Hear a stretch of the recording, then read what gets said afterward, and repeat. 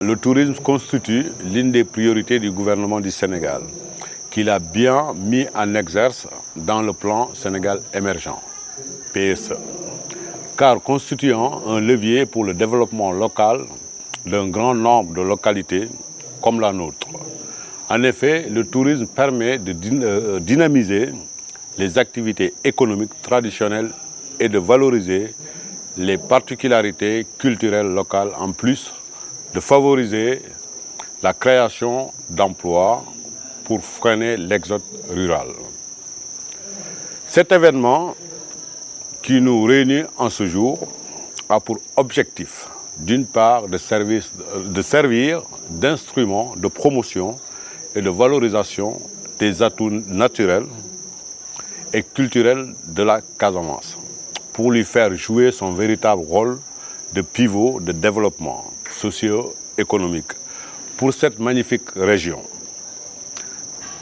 La Casamance, grâce aux externalités engendrées et d'autre part d'aider à allonger la saison touristique ici, qui est très courte, comme vous le savez du reste. Cet investissement est le fruit d'une prise de conscience d'un fils du pays qui, après avoir longtemps séjourné à l'extérieur, est revenu investir dans son pays. Ce secteur porteur de richesse a envie de participer au développement de ce terroir.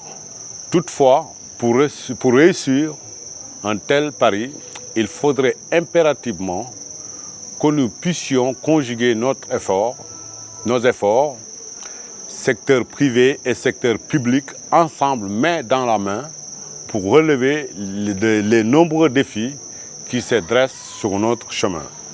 Au titre de ces contraintes, je citerai la facilitation de la desserte aérienne sur la région.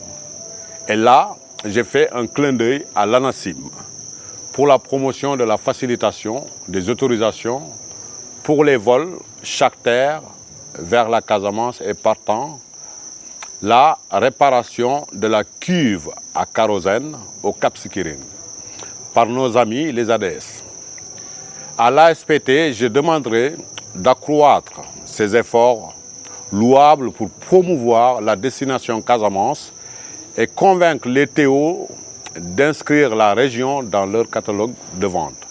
En effet, je me permettrai d'attirer l'attention de l'État sur la nécessaire promotion des investissements touristiques pour la remise à niveau et le règlement du plateau de l'offre.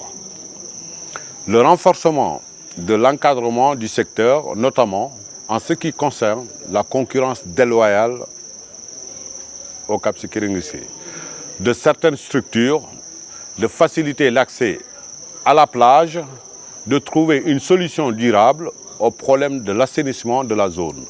Un soutien beaucoup plus conséquent à ce festival.